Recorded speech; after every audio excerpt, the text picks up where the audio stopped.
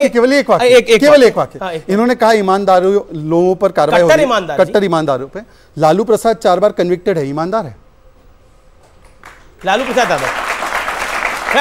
आपने चेहरे पे बौखलाहट देखी, कैमरा ने फोकस किया कि नहीं? अरे सुनिए, लालू करप्ट है या नहीं? बाकी कोई कन्विक्टेड नहीं, लालू कन्विक्टेड है। कन्विक्टेड को चीफ मिनिस्टर आपने उसमें चार्जशीट दी थी, उनके ऊपर केस बताइए जिसको आपने ऊपर कन्विक्ट करने की कोशिश की थी, वो आपके पास आ गया ना। भाई लालू कन्विक्टेड है क्या?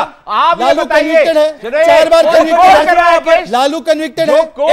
जो कोर्ट कर रहा है उसको माना जाएगा। अखिल भाई रुकिए, आप बिहार से हैं? कहां से? बिहार से खड़े गया तो लालू यादव कन्विक्टेड है कि नहीं है, ये सवाल पूछा गया। कन्विक्टेड है, काफी साल से। किस केस में है? चारा घोटाले के चक्कर में वो गए हैं, और भी बहुत आपको लालू यादव के नाम पे काफी घोटाले हैं, वो भी आपको नहीं पता, इन्हें पता है। चलिए तो सैयद जवाद आपके पास में आता हूं। सैयद जवाद, क्या आपको लगता नहीं है कि करप्शन के ऊपर मॉरल ग्राउंड विपक्ष नहीं ले पाता, क्योंकि आरोप इतने हैं और आरोपी इतने हैं और इतिहास में कितने सारी गर्त में चीजें छुपी हुई हैं, दबी हुई हैं, कि मॉरल हाई ग्राउंड भ्रष्टाचार पे विपक्ष नहीं ले पाता जो नरेंद्र मोदी ले पाते हैं। देखिए माननीय प्रधानमंत्री जी, अभी आप चला रहे थे ना खाऊंगा और ना खाने दूंगा, और अकील भाई ने कहा कि सिर्फ मैं ही खाऊंगा। नहीं, अब वो ये कह रहे हैं कि मैं भी खाऊंगा और मैं खाने दूंगा भी। उसका एग्जाम्पल के तौर पर आपको 4 चीज़ें रखने की कोशिश करता हूँ और आप जनता को समझाइएगा। माननीय प्रधानमंत्री जी करप्शन के ऊपर तो बहुत बड़ी बड़ी बातें करते हैं, लेकिन राहुल गांधी जी का एक सवाल का सामना नहीं कर पाए। उन्होंने पूछा, अडानी के मुद्दे के ऊपर उन्होंने पूछा कि 20,000 करोड़ किसके हैं, लेकिन भारतीय जनता पार्टी जवाब नहीं देती। और तमाम ऐसे लोगों को अपनी पार्टी में लिया कि इन्हीं के मुख्यमंत्री, पूर्व मुख्यमंत्री सदन में कहते हैं कि चक्की पीसिंग और पीसिंग और पीसिंग, और उसके बाद उनको ले लिया। फिर उसके बाद पार्टियां तोड़ तोड़ के जितने भ्रष्टाचारी थे सबको ले लिया। लेकिन एक साहब, मैं आज एक मूवी का ट्रेलर देख रहा था, उसमें 2 लोग थे, उदय और शेट्टी करके, शायद वेलकम मूवी थी, देखी तो दोनों भाई थे।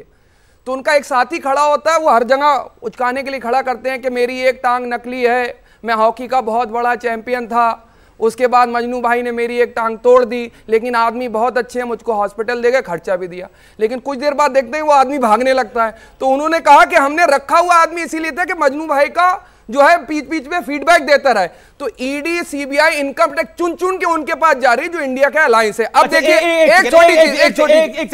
रुकना पड़ेगा। सवाल आप ही से, आपने बोला ईडी चुन चुन के उन्हीं के पास जा रही है जो इंडिया का अलायंस है। एक सेकंड, मनीष सिसोदिया और सत्येंद्र जैन कब गिरफ्तार हुए थे? महीना कौन सा था, साल कौन सा था? अरे अभी 2021 की बात कर रहे हैं। हाँ, एक इंडिया का नाम। अब सुनिए ना, अब ना देखिए, अब आपने इतना बड़ा आरोप लगाया, आपने बोला चुन चुन कर, यही बोला ना भाई, चुन चुन कर इंडिया अलायंस जब से आया है तब से बड़े परेशानी हो गई है। और विपक्ष भी लगातार, आम आदमी पार्टी के नेतागण भी यही कह रहे हैं, जब से इंडिया अलायंस बना है मोदी जी को अरविंद केजरीवाल से दिक्कत हो गई है। मनीष सिसोदिया किस तारीख को गिरफ्तार हुआ? सत्येंद्र जैन किस तारीख को गिरफ्तार हुआ? दोनों इंडिया अलायंस की नींव पड़ने से पहले दोनों अरेस्टेड थे। Point number 1। पॉइंट नंबर 2, जिसका आपको जवाब देना पड़ेगा। बिल्कुल। क्या आपको लगता है भ्रष्टाचार पर कार्रवाई नहीं होनी चाहिए?